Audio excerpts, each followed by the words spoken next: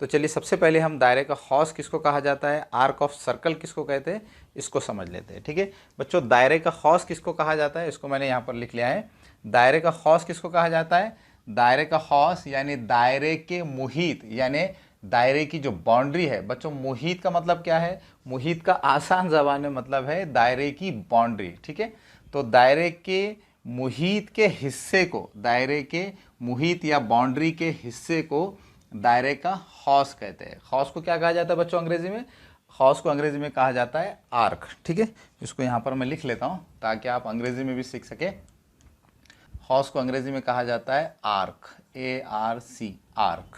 ठीक है, तो बच्चों दायरे का हौस किसको कहा जाता है, दायरे का हौस दायरे के मुहित यानी दायरे के बाउंड्री के हिस्से को दायरे का हौस कहते हैं। ठीक है, हो सकता है बच्चों कि अभी भी आपको दायरे का हौस किसको कहते हैं ये समझ में ना आया हो, तो चलिए मैं आपको क्या करता हूँ, एक चूड़ी की मदद से, एक बैंगल की मदद से आपको ये समझा देता हूँ कि दायरे का हौस किसको कहा जाता है। ठीक है,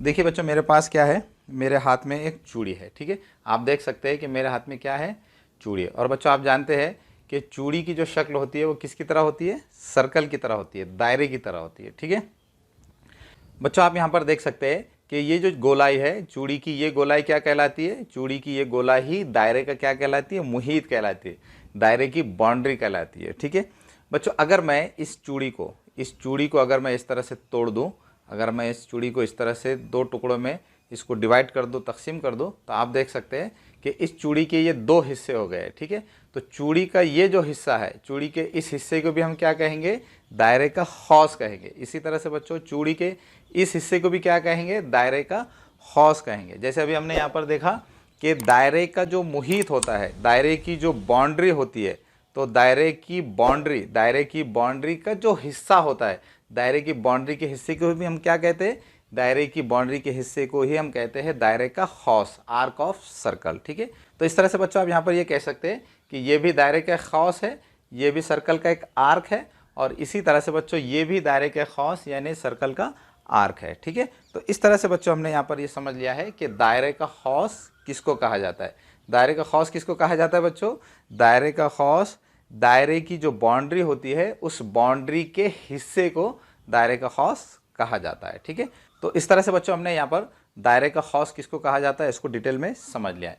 अब बच्चों मैं क्या करता हूँ, आपको बोर्ड के ऊपर भी आपको दायरे का हौस किसको कहा जाता है इसको समझा देता हूँ। ठीक है बच्चों, यहाँ पर आप देख सकते हैं कि बोर्ड पर मैंने एक सर्कल बनाया है, एक दायरा बनाया है। ठीक है, और आप ये भी देख सकते हैं कि इस सर्कल पे मैंने ये 2 पॉइंट्स लिए हैं। ठीक है बच्चों, आप यहाँ पर देख सकते हैं कि इन 2 पॉइंट्स की वजह से इस सर्कल के 2 हिस्से हो गए, ये एक हिस्सा और इसी तरह से ये नीचे वाला हिस्सा। ठीक है, तो इन 2 पॉइंट्स की वजह से इस सर्कल के 2 हिस्से हो गए। ठीक है बच्चों, इस ऊपर वाले हिस्से को क्या कहेंगे, इस ऊपर वाले हिस्से को भी हम कहेंगे दायरे का हौस, आर्क ऑफ सर्कल। ठीक है, इसी तरह से बच्चों ये जो नीचे वाला हिस्सा है, इस नीचे वाले हिस्से को भी हम क्या कहेंगे, आर्क ऑफ सर्कल, दायरे का हौस। क्योंकि अभी हमने देखा कि दायरे का हौस क्या होता है, दायरे का हौस दायरे की बाउंड्री का हिस्सा होता है। ठीक है, तो चूंकि बच्चों ये दायरे की बाउंड्री है, इस बाउंड्री का ये एक हिस्सा है और ये एक हिस्सा है, तो ये दोनों दायरे के क्या कहलाएंगे, दायरे के हौस, आर्क ऑफ सर्कल। ठीक है, अब बच्चों हम ये देखेंगे कि हौस का नाम किस तरह से लिखते हैं। ठीक है बच्चों, इस हौस का नाम क्या होगा, इस हौस का नाम होगा हौस AB, और इस हौस का नाम क्या होगा, इस हौस का नाम भी होगा हौस AB। ठीक है, लेकिन बच्चों इस तरह से हौस का नाम जब हम लिखेंगे तो इससे तो क्या हो जाएगा, कन्फ्यूजन पैदा हो जाएगा। ठीक है, जब कहा जाएगा कि हौस AB, तो हम ये कैसे पता करेंगे कि किस हौस की बात की जा रही है, इस हौस की बात की जा रही है या इस हौस की बात की जा रही है। ठीक है, तो बच्चों ये कन्फ्यूजन दूर करने के लिए क्या किया जाता है, हौस का जो नाम है, हौस का नाम 2 नुक्तों का नहीं लिखा जाता, बल्कि हौस का नाम 3 नुक्तों का इस्तेमाल करके लिखा जाता है। ठीक है, तो हम क्या करेंगे बच्चों, यहाँ पर इस हौस का नाम लिखने के लिए यहाँ पर हम क्या करेंगे, एक नुक्ता ले लेंगे। ठीक है, और इसका नाम हम रख देंगे X। ठीक है, इसी तरह से इस हौस का नाम रखने के लिए हम क्या करेंगे, यहाँ पर एक और नुक्ता लेंगे, इसका नाम रखेंगे हम Y। ठीक है, अब बच्चों अगर मैं आपसे ये पूछूं कि इस हौस का नाम क्या होगा, तो आप बोल सकते हैं कि इस हौस का नाम होगा हौस AXB। ठीक है, हौस हौस हौस AXB बी, ठीक है। इसी तरह से इस खौस का नाम क्या होगा, इस खौस का नाम अब होगा खौस ए वाई बी, ठीक है, खौस ए वाई बी, ठीक है।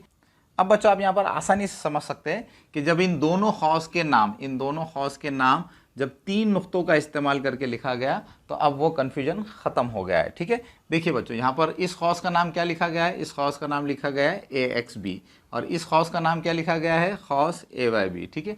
तो जब खौस ए एक्स बी कहा जाएगा तो आप फ़ौरन समझ जाएंगे कि इस खौस की बात हो रही है, और जब खौस ए वाई बी कहा जाएगा तो आप फ़ौरन समझ जाएंगे कि इस खौस की बात हो रही है, ठीक है। तो इस तरह से बच्चों हम क्या कर सकते हैं, खौस का नाम लिखने के लिए 3 हरूफ का इस्तेमाल करके आसानी से ये मालूम कर सकते हैं कि किस खौस की बात की जा रही है, ठीक है। अब बच्चों आखिर में मैं आपको एक और अहम बात बता देता हूँ।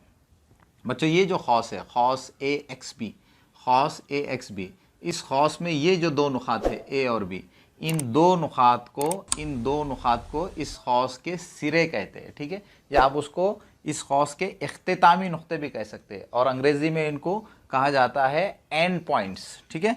तो बच्चों ये जो 2 नुकात है इस खौस पर ए और बी, तो इन 2 नुकात को क्या कहा जाता है, खौस ए एक्स बी के सिरे, या उनको अंग्रेज़ी में कहते हैं आर्क ए एक्स बी के एंड पॉइंट्स, ठीक है। इसी तरह से बच्चों ये जो खौस आपको नज़र आ रहा है ए वाई बी, तो ए वाई बी इस खौस के भी सिरे क्या कहलाएंगे, खौस ए वाई बी के सिरे भी क्या है, ये 2 नुकात है, ठीक है, ए और नुक्ता बी, ठीक है। और बच्चों ये 2 नुक्ते क्या है, नुक्ता एक्स और नुक्ता वाई, ये 2 नुक्ते एक्स्ट्रा पॉइंट्स है, ठीक है। बच्चों जैसे अभी आपने थोड़ी देर पहले देखा कि इन 2 खौस को, इस खौस को और इस खौस को समझने में हमको थोड़ी सी परेशानी हो रही थी, कन्फ्यूजन हो रहा था, ठीक है।